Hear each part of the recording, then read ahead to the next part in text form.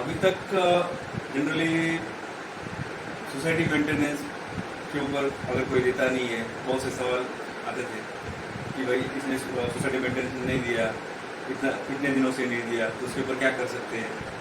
ये बहुत सारे सवाल कमेटी के सामने आते थे।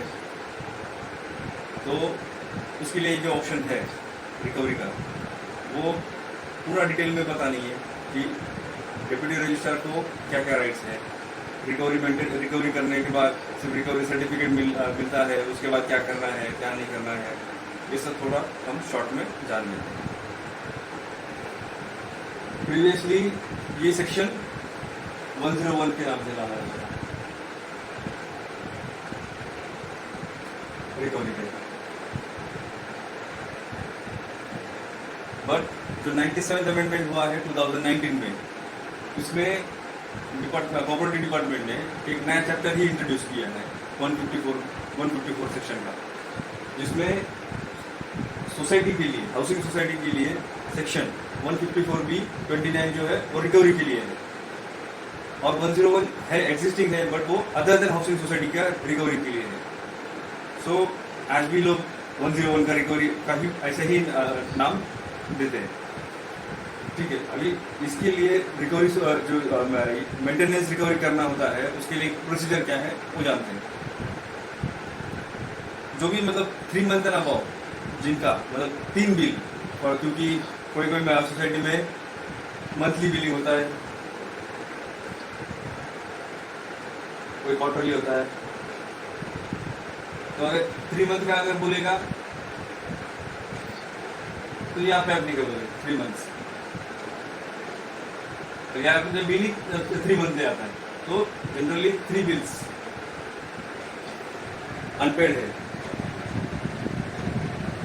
तो उसको डिफॉल्टर ये करते हैं, माना जाता है। तो डिफॉल्टर को सोसाइटी की साइड से 3 नोटिस से जाना होता है। कितना दिन में? 15 डेज का इंटरवल। इन 3 नोटिस होने के बाद एडवोकेट का नोटिस देना जरूरी है नहीं है, वो भी एक सवाल है। जनरली ये 3 नोटिस में ही फिल्टर लगता है। पहला नोटिस जाने के बाद बहुत सारे मेंबर्स डर के मारे पेमेंट कर देते हैं। मतलब फॉर एग्जांपल 100 डिफॉल्टर्स है, तो पहले नोटिस में एटलीस्ट उसके 20% मेंबर्स पेमेंट करते हैं, तो थोड़ा बहुत रिकवरी हो जाता है। बाकी 80% बचते, 80 लोग बचते हैं। तो सेकेंड नोटिस के टाइम पे भी 25-30% वो भी पेमेंट करते हैं सेकेंड नोटिस में। थर्ड नोटिस में भी वो 60% तक आ जाते हैं। तो ऑलमोस्ट अपना इतना रिकवरी तो 3 नोटिस में हो जाता है। फिर बाकी रहे जो है 40 फॉर एग्जाम्पल, 40 नोटिस को एडवोकेट का नोटिस दिया, तो उसमें भी एडवोकेट का लीगल प्रोसीडिंग चालू हो गया। इसके लिए एडवोकेट का नोटिस जाने के बाद इसमें से भी कोई लोग पेमेंट कर देते हैं। तो जो नहीं बचते, सॉरी जो पेमेंट नहीं करते, वो एक अप्रोक्सीमेटली 20 to 30 लोग होते हैं, लोग होते हैं, वो नहीं देते पेमेंट। तो उनके लिए अपन क्या करते हैं, deputy registrar of property societies, इनके पास हम क्या करते हैं, एप्लीकेशन किसके लिए होता है, रिकवरी सर्टिफिकेट।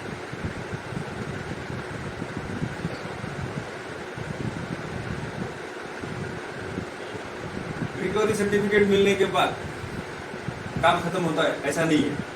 रिकवरी सर्टिफिकेट मिलने के बाद भी मेंबर्स को बोलते हैं कि भाई रिकवरी सर्टिफिकेट आ गया है, आगे हम लोग उसको प्रोसीड करें या नहीं करें। अगर नहीं करना चाहते हैं तो पेमेंट कर दो, जितना भी मतलब खर्चा हुआ है, मेंटेनेंस प्लस जो नोटिस देने का खर्चा, एडवोकेट का फीस, वो सब मिला के आप दे दीजिए, तो हम लोग रिकवरी सर्टिफिकेट आगे नहीं लेके जाएंगे। फिर भी अगर उन्होंने पेमेंट नहीं किया तो नेक्स्ट स्टेप जाता है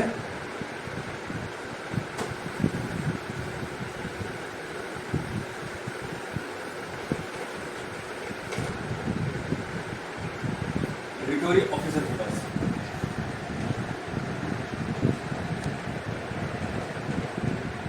recovery officer generally housing federation के होते हैं।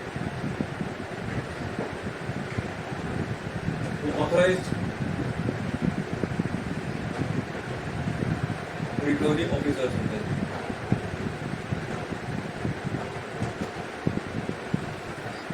ऑथराइज रिकवरी ऑफिसर्स होते हैं, उनको जो रिकवरी के अगेंस्ट, जो फ्लैट के अगेंस्ट रिकवरी है वो सील करने का भी उनको पावर्स होता है। सील करने के बाद उसको ऑक्शन भी कर सकते हैं। ऑक्शन करने के बाद उसका जो भी रिकवरेबल अमाउंट है वो सोसाइटी को जाता है एंड रिमेनिंग अमाउंट ओनर को जाता है। ऑक्शन करके वो फ्लैट सोल्ड आउट होता है।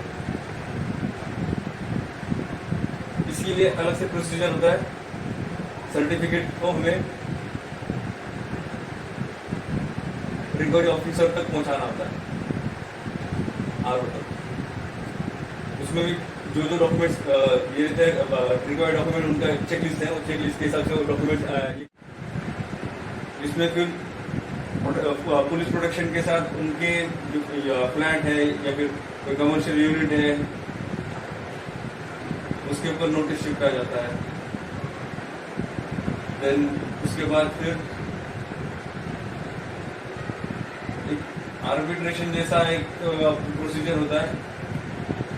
वो लोग एक साथ बैठ के, मतलब सोसाइटी और डिफॉल्टर मेंबर, उनको एक साथ मीटिंग करके उनमें जो भी है रिकवरी का वो मैटर थोड़ा सा सॉल्व करने का भी ट्राई करते हैं। फिर भी अगर नहीं हुआ तो फिर आगे जाके वो ऑप्शन के लिए भी जाते हैं। इतना राइट्स कोऑपरेटिव डिपार्टमेंट के पास, रिकवरी ऑफिसर, डेप्यूटी रजिस्ट्रार के पास होता है और इस प्रकार से हम रिकवरी कर सकते हैं। ये सिंपल प्रोसीजर, सिंपल वे में बताया। ठीक, थैंक यू।